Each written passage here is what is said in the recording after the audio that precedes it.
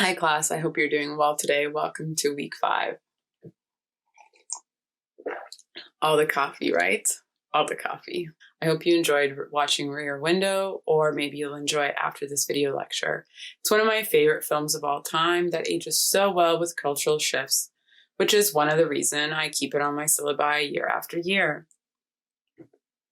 We'll discuss the concept of mise-en-scene today and very closely look at some scenes from Rear Window. Next week, we'll look at gender, power, the gaze, surveillance, and how these concepts are interrelated in today's context, and indeed, Rear Window is the perfect film for it. The movies are full of great scenes that allow us to observe a particular world, but certain films virtually put us inside that world. They provide an immersive suspension of disbelief, and this is often done through one of the key stylistic elements, just like in this breakdown of Euphoria. There's a couple versions of what happened that night, but not always the most reliable narrator. What was really cool is shooting the rotating room scene. I think there's a lot going on. I was thinking about, her drug use and how do we depict the highs of it. Sam has these ideas of like building these sets that he wants to do all this crazy movements. I get the logic behind it, but it's still like fucking insane.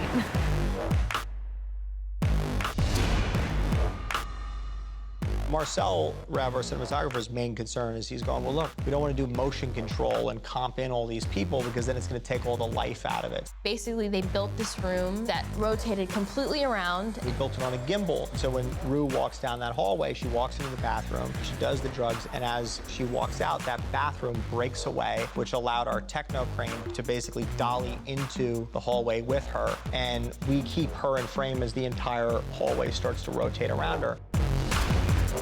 And then the night got weird.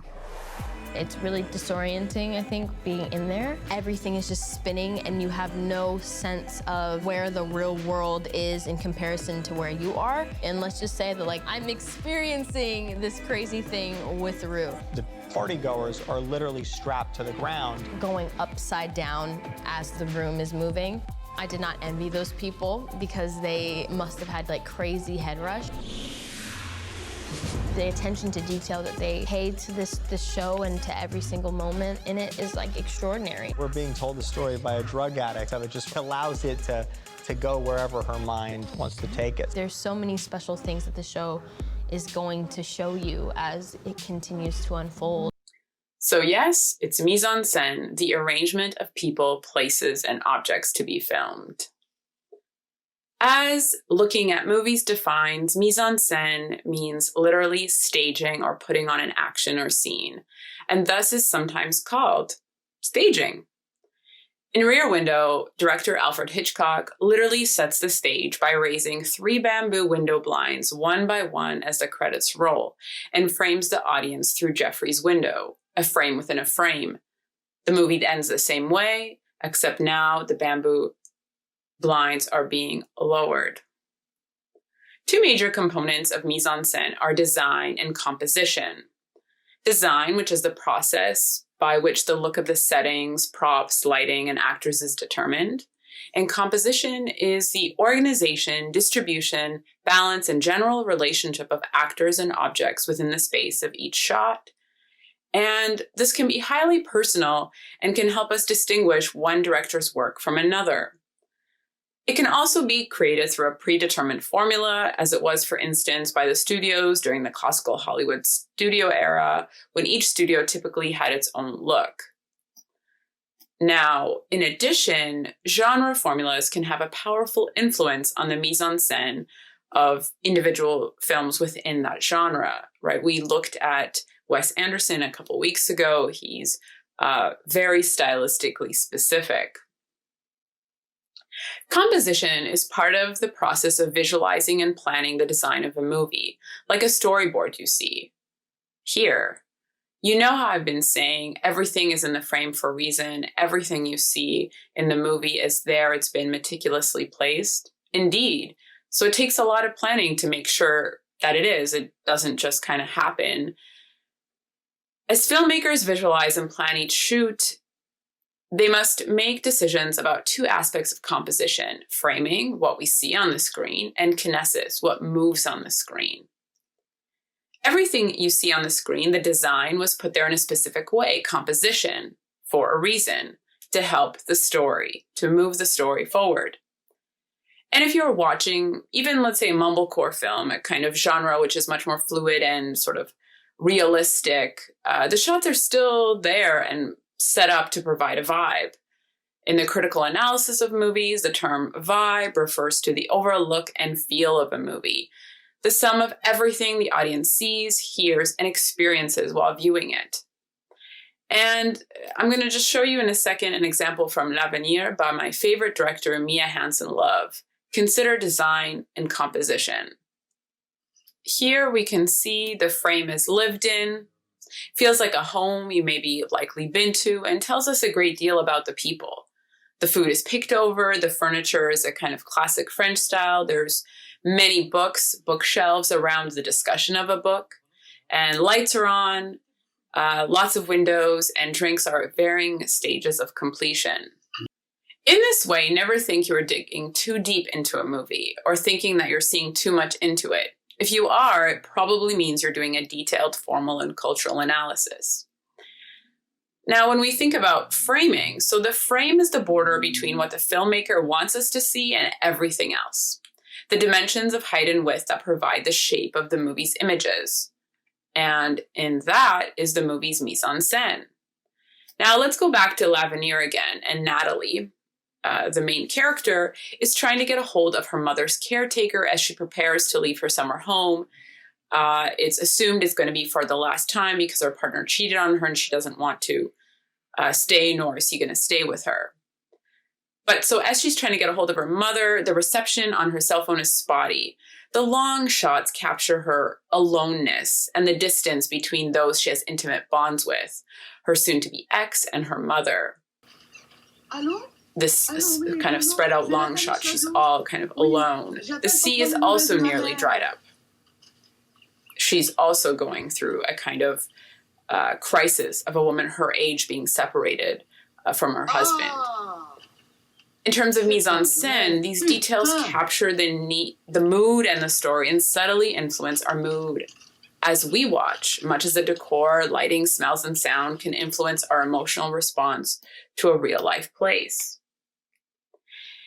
In this case, Hansen-Løve presents us with a view that seems to be coming from no one in particular, an omniscient point of view, POV and for short, as opposed to, say, a subjective POV, a view from a single character onto the world, which we sometimes see in Rear Window.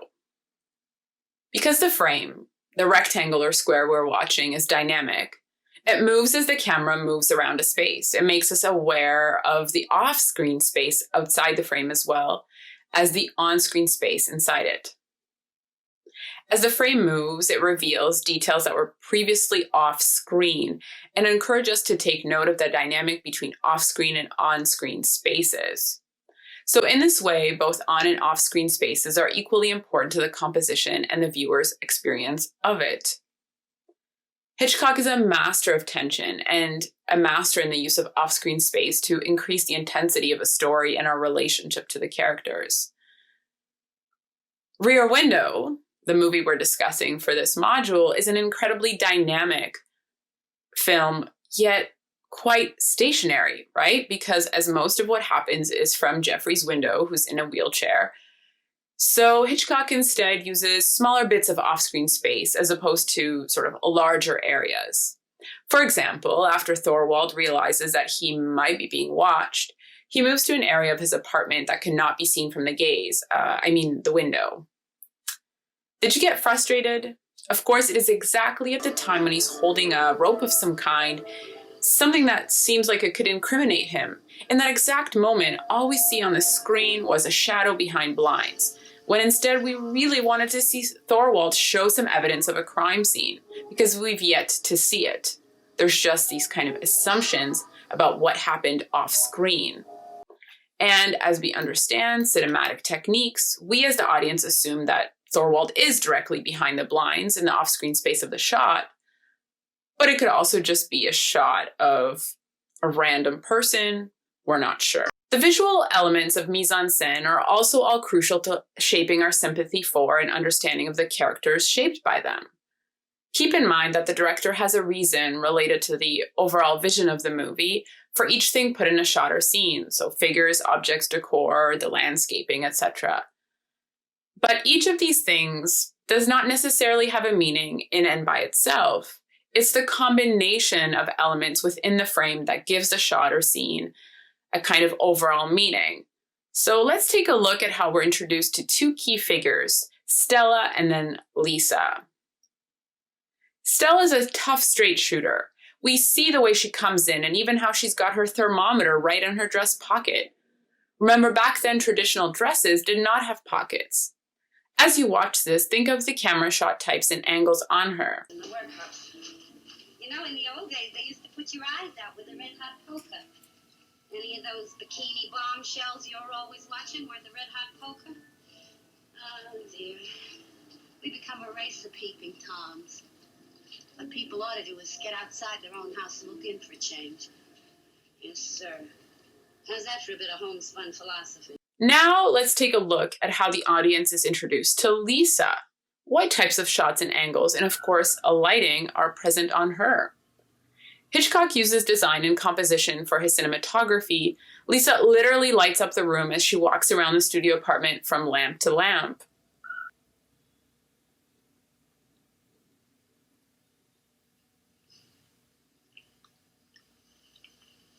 How's your leg? Hurts a little. And your stomach? Empty as a football. And your love life? Not too active. Anything else bothering you? Oh, you.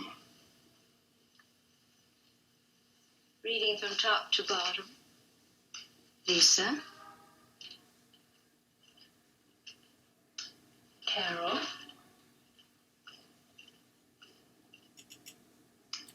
Fremont.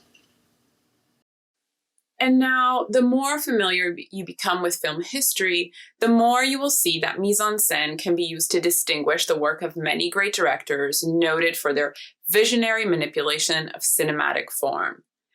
And to end, here are 4 reflections I'd like for you to consider that we'll briefly discuss in our next class. Next week, we'll add to our formal analysis and consider a cultural analysis of the arrangement of objects in the frame. We will explore how ideology, gender, and modes of power intersect with our viewing practices, and how each of us can possibly have a variant meaning of what is in the frame based on our own subject positions. That is, where we are at with our lives as the audience viewing it. Take care.